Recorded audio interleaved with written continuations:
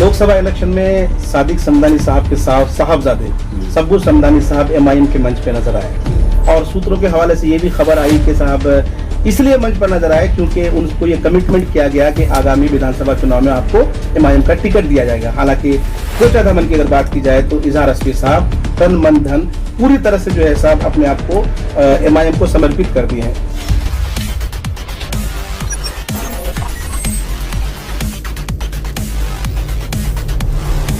अस्सलामुअलैकुम, नमस्कार, आदाब। मैं हूं निहाल अख्तर पयामी और आप देख रहे हैं आपका अपना चैनल गांव मोहल्ला।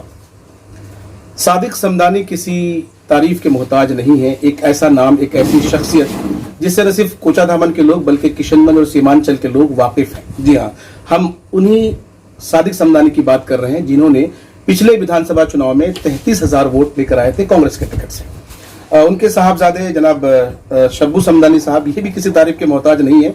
कम उम्र में इन्होंने अल्हम्दुलिल्लाह अच्छी जो है नाम कमाया है।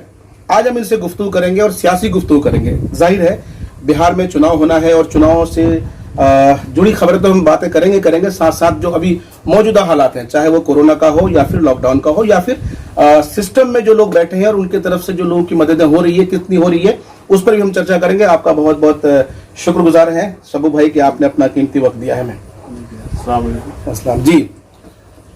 मेरा सीधा सवाल आपसे ये है शब्बू साहब, सादिक समदानी साहब जिन्होंने पिछले इलेक्शन में 33,000 वोट लाए, अपने आप में बहुत एक माने रखता है और कहीं ना कहीं वो दूसरे पायदान पे रहे। एक ऐसी शख्सियत, एक ऐसा लीडर आज अगर हम बात करें तो मेन स्ट्रीम से बहुत दूर नजर आ रहे हैं। क्या वजह है कि सादिक समदानी साहब ना तो सीए, एनआरसी, एनपीआर में कहीं दिखे और ना ही आज कोरोना के जिस दौर में जहां कुछ नेता लोग कहीं ना कहीं लोगों की मदद कर रहे हैं, चाहे वो सियासत हो या खिदमत हो, लेकिन वो नजर आ रहे हैं, आप नजर नहीं आ रहे हैं, क्यों सर? देखिए भैया, पहले आपके चैनल के माध्यम से हम सबको सलाम करना चाहेंगे और हिंदू भाई को आदाब करना चाहेंगे। हम लोग सियासत से कहीं दूर नहीं हैं। हम लोग सियासत में हमेशा हैं और हमेशा रहते हैं, लोगों के दरमियान रहते हैं। लेकिन ये है भैया कि हमको फेसबुक जैसे मीडिया के माध्यम से जानकारी देने की जरूरत नहीं होती है कि भाई हमको इस तरह का काम करना है, जमीनी काम करने में काम करना है और जमीनी स्तर पे ही हम काम करने में विश्वास रखते हैं। चलिए ठीक है। कुछ लोग काला पैकेट में कुछ देते हैं तो उसको लोग फोटो में वायरल करते हैं और हमारे इसमें है कि भाई आप दायां हाथ से किसी को मदद कीजिए तो बायां हाथ को मालूम नहीं होना चाहिए। हम उसी चीज पे चल रहे हैं। ऐसा नहीं है कि हम लोग लोगों को मदद नहीं की। नहीं, ये भी बात ठीक है आपकी, लेकिन जो अभी जो हालात हैं और ऐसे हालात में व्हाट्सएप, फेसबुक, ट्विटर जो बना है ना, वो कहीं ना कहीं अपने प्रमोशन के लिए बना है, सब लोग इस्तेमाल कर रहे हैं, तो आपको दिक्कत क्या हो रही है? देखिए, दिक्कत की बात नहीं है भैया। हम लोग हमेशा जब से राजनीति मेरे अब्बा करते आ रहे हैं, ठीक है, तब से लेके आज तक आप हम लोगों का पेपरबाजी बहुत कम देखे होंगे या किसी चीज को, किसी को लोगों को मदद कर रहे हैं कहीं से, तो वो चीज हम समझिए कि उसको वायरल करना पसंद नहीं करते हैं क्योंकि वो हम लोग का इस्लामिक कल्चर के खिलाफ है। चलिए, कहीं ना कहीं सीधे तौर पर सब्बू भाई ये कह रहे हैं कि साहब जरूरी नहीं है कि करके उसको शो किया जाए, दिखाया जाए। हालांकि ये वक्त दिखाने का है क्योंकि जो दिखता है वही बिकता है। खैर, चुनाव होना है, पिछले इलेक्शन में 33,000 वोट लेकर गए, अभी आप पूरी तरह से जो है सक्रिय हो गए हैं, नजर नहीं आ रहे हैं। हम सीधे तौर पर आपसे ये जानना चाह रहे हैं, क्या अगले इलेक्शन में सादिक समदानी साहब, सब्बू समदानी साहब उम्मीदवार होंगे, चुनाव लड़ेंगे? भैया, सबसे पहला बात हम बता रहे हैं कि मेरे अब्बा का तबीयत कुछ दिनों से नासाज चल रहा है। ठीक है, तो ऐसा नहीं है कि उनका बहुत बड़ा ऑपरेशन हुआ, अभी पेनक्रियास का ऑपरेशन करके आए हैं वो, लगभग 1 साल उनका हो गया ऑपरेशन का, लेकिन उनके सेहत में तब्दीली नहीं आई। ठीक है, चुनाव लड़ने का इच्छा तो हम लोग रखते हैं, चुनाव लड़ेंगे और हम लोगों को लड़ना भी चाहिए क्योंकि हम लोग लोगों के दरमियान हैं और रहते हैं। कहीं ना कहीं आप मेरे अब्बा के नहीं जा पाते हैं, कहीं ना कहीं आप हमको देखते ही होंगे, अक्सर आपसे मुलाकात हो ही जाती है हमारी। तो ऐसा नहीं है भैया कि हम लोग कांग्रेस से अगर इलेक्शन लड़े थे तो हम लोग समझिए कि पार्टी से जुड़े हुए भी हैं, चाहे कांग्रेस से हो चाहे राजद से हो। ठीक है, और कहीं ना कहीं हम लोग चुनाव लड़ेंगे। चलिए, एक सवाल जो कल हमने राजद के एक नेता से पूछा था, युवा नेता से, और सीधे तौर पर वही सवाल आपसे भी करना चाहूंगा क्योंकि हम जब क्षेत्र में जाते हैं, फील्ड में जाते हैं, तो नौजवान तबका कहीं ना कहीं ये उनकी ख्वाहिश होती है कि सब्बू समदानी अगर उम्मीदवार होते हैं तो हम उन्हें आंख बंद कर वोट करेंगे। वहीं पर अगर सादिक समदानी साहब की बात की जाए, जाहिर है उम्र है और एक्सपीरियंस है, वो भी अपने तौर पर काम कर रहे हैं, तो क्या कहीं आप में भी ये बातें आ सकती है आने वाले दिनों में कि भाई उम्मीदवार कौन हो इसको लेकर कुछ? देखिए, बहुत अच्छा सवाल है भैया आपका। इसका जवाब हम ये देना चाहेंगे कि चुनाव से मुतालिक हम कभी अपने आप को उस जगह में नहीं देखें जिस जगह में लोग हमको समझ रहे हैं। ये लोगों का मोहब्बत है हमारे प्रति जी, ठीक है, उनका मैं सम्मान करता हूँ और करता रहूँगा, ठीक है। लेकिन ये है भैया कि चुनाव में मेरे अब्बा आज लगभग 25 साल से सियासत में हैं, लेकिन लोगों ने आज तक उनको कोई ओहदा नहीं दिया। लेकिन जन समर्थन हमेशा हमारे साथ रहा और रहता है। चाहे किसी भी चुनाव में आप जिला परिषद उठा के देख लीजिए, मुखिया उठा के देख लीजिए।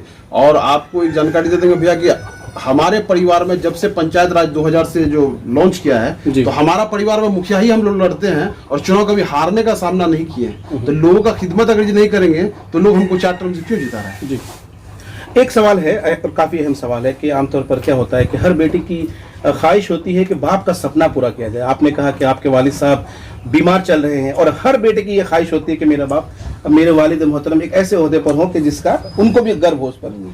क्या आपको इस बात का जो है आपके मन में ये एक जिज्ञासा नहीं है कि काश मेरे वालिद साहब एक बार विधायक बनते?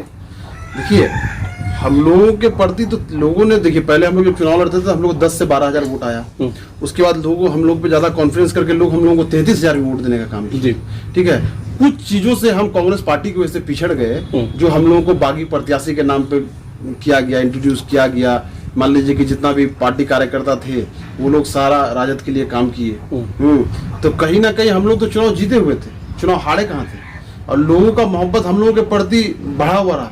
आप देख लीजिए कि हम लोगों को 33,000 आया, बबलू चौक को 22,000 आया। वो 22,000 और 33,000 को जोड़ के फिर भी हम चुनाव जीत रहे थे। ठीक है, बागी वाली जो बात कर रहे हैं आप, तो ये अगर लोगों ने आप पर ये एलिगेशन लगाया है तो मेरे हिसाब से लोग नहीं लगाया, आपके विपक्ष ने अगर लगाया, पार्टी ने अगर लगाया, तो ये समझने वाली बात है कि जब बिहार में महागठबंधन के नाम पे चुनाव हो रहा है, आप लोग अलग अलग इलेक्शन लड़ेंगे, तो जाहिर सी बात है सवाल तो हम लोगों को सर जब टिकट दिया गया था तो हम लोगों को ये बोला गया था कि 22 में एक सीट खाली हुई थी और एक कोचाधावन में खाली हुआ था, तो दोनों जगह में उपचुनाव होना था। तो दोनों जगह में उपचुनाव होना था, तो पार्टी वहां से हम लोग को टिकट देती है और बोलती है ये बात कि भाई आप चुनाव लड़िए, ठीक है, चाहे आपको वहां सिलेंडर करना पड़े या यहाँ सिलेंडर करना पड़े। तो हम लोग बोले भाई पार्टी तो अभी गठबंधन में चुनाव लड़ रहा है। तो वो लोग ये बोले कि राजद से हमारी गठबंधन अभी संसदीय इलेक्शन में है, ना कि इसमें विधानसभा में है। तो मान लीजिए कि अभी पार्टी दोनों जगह एक सीट सिलेंडर करना पड़ेगा, चाहे किसको ज्यादा हमन सिलेंडर करे या अमोर बैसी सिलेंडर करे। लेकिन कुछ दबाव में आके पार्टी दोनों जगह सिलेंडर करने बोली, तो वो दबे कुचले हुए थे। तो वो कैंडिडेट जो थे तो वो डर से बैठ गए। चलिए, हम ये बोले कि भाई पार्टी हमको लिखित दीजिए तो हम चुनाव में सिलेंडर करेंगे। तो पार्टी बोले कि हम टिकट दिए, हम तुमको सिलेंडर करने बोलते हैं। हमने पार्टी हमको जब टिकट दी है तो वो रिसीविंग लिए, और रिसीविंग लेने के बावजूद हाँ आप हमको रिसीविंग दीजिए, तब के कल के डेट में हमको पार्टी आला कमान अगर वहां से पूछती है कि आप सिलेंडर क्यों किए थे, तो उस आधार पे हम अपना पेपर स्टेटमेंट दे देंगे, सब जगह लिख के दे देंगे भाई पार्टी हमको सिलेंडर करने बोला, हम सिलेंडर किए। चलिए, एक तीखा सवाल है।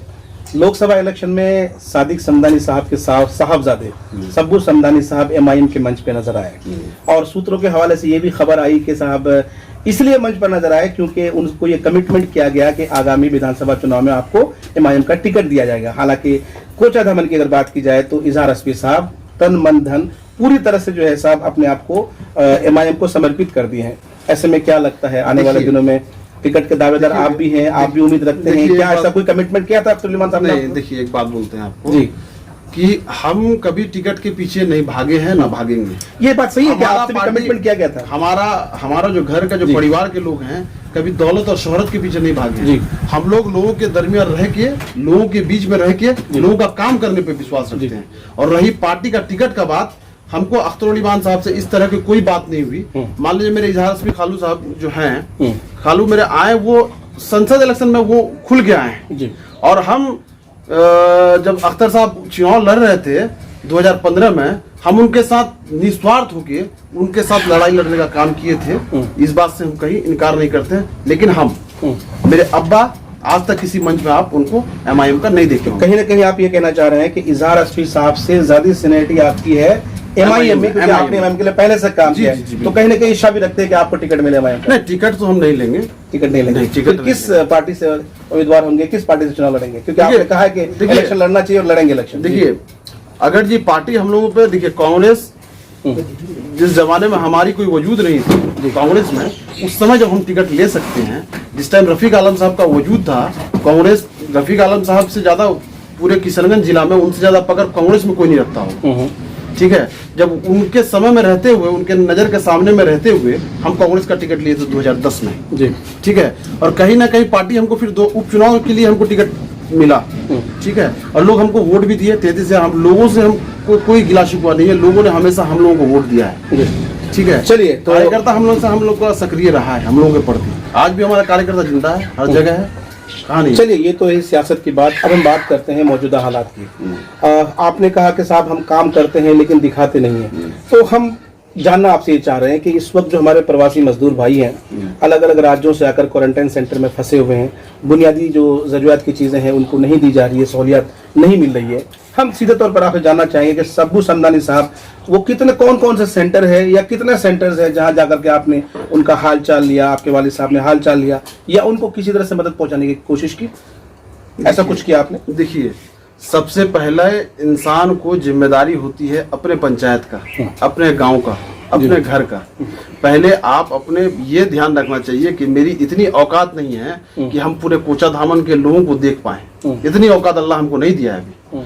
और भैया, सेंटर में जाके सिर्फ लोगों का हाल चाल जानने से, लोगों का दुख दर्द देखने से वो दर्द जो है और बढ़ता है कहीं ना कहीं, ठीक है।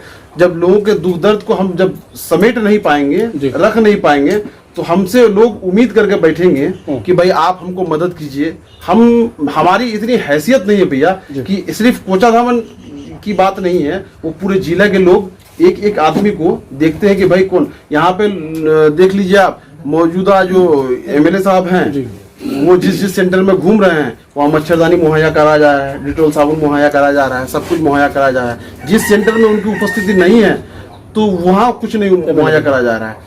और सरकार एक तरफ से सूची भेजती है कि भाई ये चीज आपको मिलेगा, लेकिन भैया जमीनी स्तर पर कोई सामान आज तक हमको नहीं लगता है कि बहुत सारा सेंटर ऐसा है जहाँ जमीनी स्तर पर सामान नहीं उतरा, जो सरकार के द्वारा अनुशंसा करके। ठीक है, अगर सामान नहीं उतरता है, चीजें लोगों को मुहैया नहीं होती है, तो आप लोग जो लीडरान हैं, अवामी नुमाइंदे हैं, ये आपकी जिम्मेदारी होती है कि आप प्रशासन को नॉक करें, आप उन पर दबाव बनाएं और ये सहूलियत जो है उन तक पहुंचाने का काम करें। भैया कुछ काम हो रहा है भैया, यहाँ पे प्रशासन पे कैसे आप ये प्रेशर बनाइएगा? यहाँ पे जो सियासत होता है ये सिर्फ फेसबुक और इसके माध्यम से बस कि भाई हमने ये किया, ठीक है। लेकिन जमीनी स्तर पे बहुत सारा काम ऐसा है जो नहीं उतर रहा है। लेकिन फेसबुक और व्हाट्सएप में आप देखिएगा, चाहे वो बहादुरगंज का हाल देखिए, कोचा धामन का हाल देखिए, चाहे वो ठाकुरगंज का हाल देखिए, अमोर बैसा का हाल देखिए, सिर्फ फेसबुक और व्हाट्सएप में तो भैया सब लोग सबका खैरियत जानते हैं, लेकिन जमीनी स्तर पे कितने लोग खबर खैरियत लेते हैं, ये जाके हर सेंटर में पता करने की जरूरत है।